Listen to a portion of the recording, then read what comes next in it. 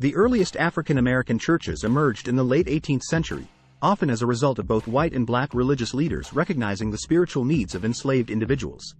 These early churches were often referred to as invisible institutions because they operated within the confines of the plantations and were hidden from the scrutiny of slave owners. Be sure to subscribe, like, share, and ring that bell as we explore the truths of God, Jesus Christ, and His Church. In the 19th century, African American churches played a crucial role in the lives of black communities in the United States. This century was marked by significant social and political changes. Here are some key aspects of African American churches in the 19th century. As the number of congregations grew, there was a desire for greater autonomy and control over religious practices. This led to the formation of independent denominations, such as the African Methodist Episcopal Church, the African Methodist Episcopal Zion Church, and the Christian Methodist Episcopal Church. The 19th century saw several religious revivals and movements within the churches. These events emphasized personal conversion, spiritual experiences, and emotional worship. Churches became spaces where cultural expressions, such as music, preaching styles, and religious rituals, combined to create a unique form of worship. Many African American churches recognized the importance of education and literacy. They established Sunday schools to teach both religious principles and basic reading and writing skills. Churches were instrumental in the abolitionist movement. Many black congregations actively supported the abolition of slavery and participated in anti-slavery societies. The end of the Civil War and the era of Reconstruction brought new challenges and opportunities. Churches continued to advocate for civil rights, suffrage, and educational equality during this period. African American churches provided not only spiritual guidance but also social services to their congregants. They established relief efforts to assist members in times of need. Churches nurtured leadership within the community. Many notable black leaders of the time, such as ministers, educators, and activists, emerged from the ranks of the church. Christianity played a complex role in the abolition of slavery. Here's an overview of the church's influence on the ending of slavery. Many abolitionists within the Christian community drew upon biblical passages and principles to oppose slavery. They emphasized the equality of all humans as creations of God, the Golden Rule, and the teachings of Jesus that emphasized compassion, justice, and love for one's neighbor.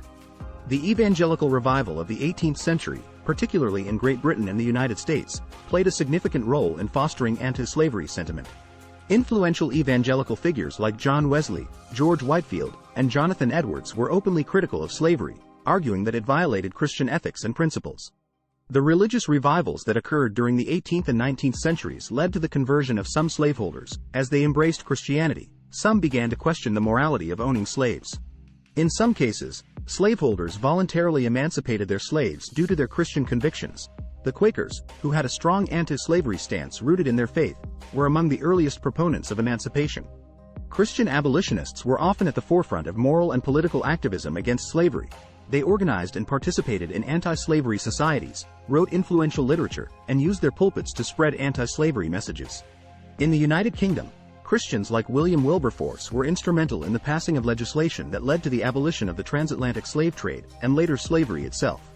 In the United States, Christians were active in the Underground Railroad, which helped enslaved individuals escape to freedom. They also played significant roles in advocating for the Emancipation Proclamation and the eventual end of slavery through the 13th Amendment. Here are some key figures within the Christian Church who were instrumental in the abolition movement. William Wilberforce was a British politician and a devout Christian who led the campaign to abolish the slave trade in the British Empire. He believed that slavery was incompatible with Christian values of justice and compassion. Wilberforce's efforts culminated in the passage of the Slave Trade Act of 1807, which prohibited the transatlantic slave trade in the British Empire, and the Slavery Abolition Act of 1833, which gradually abolished slavery itself in most British colonies. John Wesley, the founder of Methodism, was a vocal opponent of slavery. He believed that slavery contradicted the principles of Christianity and spoke out against the institution's cruelty and inhumanity. In his writings and sermons, Wesley condemned the practice of slavery and encouraged Methodists to work towards its abolition. His influence contributed to the development of an anti-slavery sentiment within the Methodist movement. While not a formal religious leader, Harriet Beecher Stowe was deeply influenced by her Christian faith and her father's theology. Her novel, Uncle Tom's Cabin, published in 1852, became a powerful anti-slavery tool. The novel's depiction of the suffering of enslaved individuals and its moral appeal had a profound impact on public opinion, both in the United States and internationally, helping to galvanize anti-slavery sentiment. Frederick Douglass was an enslaved African American who escaped to freedom and became a prominent abolitionist, speaker, and writer. He was deeply influenced by his Christian faith. Douglass used his eloquence and personal experiences to expose the inhumanity of slavery and advocate for its end. He saw Christianity as a force for justice and liberation, not as a justification for oppression. Sojourner Truth was a former enslaved woman who became an abolitionist and women's rights advocate. She believed that her religious experiences empowered her to speak out against the injustice of slavery and for equality. Truth's famous, "Ain't I a Woman" speech highlighted the intersections of race and gender discrimination. Her faith and powerful speeches contributed to the cause and the broader struggle for civil rights. These individuals, among others, used their Christian faith and moral convictions to inspire others to join the movement. Their efforts contributed to the gradual shift in public opinion against slavery. The abolition of slavery was a complex and multifaceted process that unfolded over several decades, involving various events, movements, and legislative actions. Here are some of those key details. Abolitionist sentiment began to gain traction in the late 18th century and continued to grow throughout the 19th century. There were individuals and groups who advocated for the immediate and complete emancipation of enslaved individuals. They faced opposition from pro-slavery forces, as slavery was deeply entrenched in the economies and societies of many regions. The late 18th century saw the formation of various societies, both in the United States and in Europe.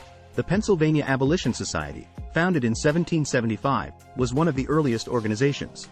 The Underground Railroad was a network of secret routes and safe houses used to help enslaved individuals escape to freedom in the North or in Canada. It operated throughout the 19th century and was a vital part of the movement. Missouri Compromise of 1820 and Compromise of 1850. These legislative measures attempted to maintain a balance between free and slave states, but they also highlighted the deep divisions over slavery within the United States. The Missouri Compromise admitted Missouri as a slave state and Maine as a free state to maintain a balance of power in Congress. It also established a line stating that slavery would be prohibited in territories north of that line. Kansas-Nebraska Act in 1854.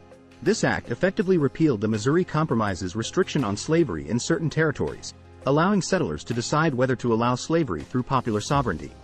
The act led to violent clashes between pro-slavery and anti-slavery factions in the Kansas Territory, a period known as Bleeding Kansas.